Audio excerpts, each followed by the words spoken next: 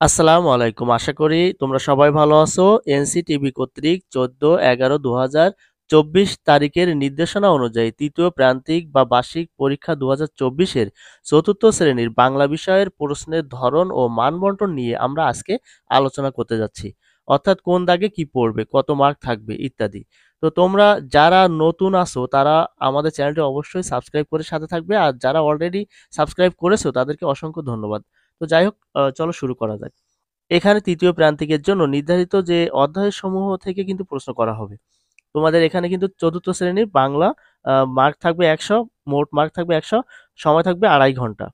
তো তোমাদের এক দাগে কি পড়বে? কবি ও কবিতার নাম সহ কবিতার প্রথম ৮ লাইন। এখানে কিন্তু বানান ভুল গেলে হবে না। মোট থাকবে ১০ নাম্বার। এখানে কবি এবং কবিতার যে নাম লিখতে হবে এখানেও কিন্তু নাম্বার আছে। তারপর ২ দাগে আছে সংক্ষিপ্ত প্রশ্ন, ৬ টার ভিতরে ৪ টা লিখতে হবে, ৮ নাম্বার। তারপর ৩ দাগে আছে রচনামূলক প্রশ্ন অর্থাৎ বড় প্রশ্ন। এটা ৫ টা থাকবে, ৩ টা লিখতে হবে। তোমাদের এখানে নাম্বার থাকবে ৩ ৪ ১২ নাম্বার। শব্দার্থ ৪ দাগে থাকবে, ৭ টার ভিতরে ৫ টা, এখানে ৫ নাম্বার।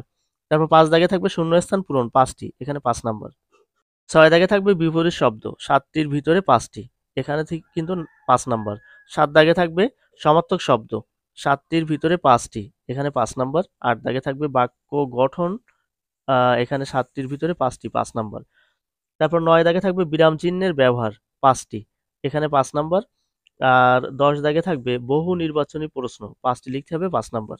অর্থাৎ যে ক, খ, গ, ঘ দিয়ে ৪ টা থাকে সেখান থেকে তোমাদের যেটা উত্তর সেটা লিখতে হয়।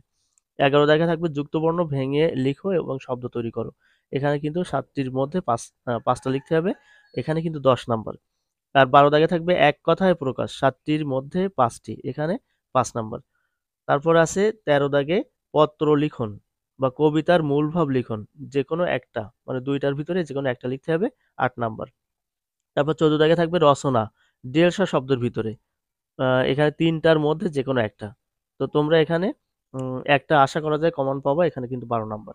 তো তোমাদের একটু বলি যে আইটেমগুলো তোমাদের এখানে এই পরীক্ষায়ও আছে এবং সামনের বছরগুলোতেও লাগবে। অর্থাৎ ৫ এ ৬ এ যেগুলো থাকে সেগুলো কিন্তু বেশি ভালো করে পড়বা। যেমন মনে করো সমার্থক শব্দ, বিপরীত শব্দ, তারপর মনে করো এক কথায় প্রকাশ, এই যে যেগুলো যা আছে এগুলো বেশি, বেশি করে পড়ার চেষ্টা করবা। তো আজকে ভিডিওটা এই পর্যন্তই।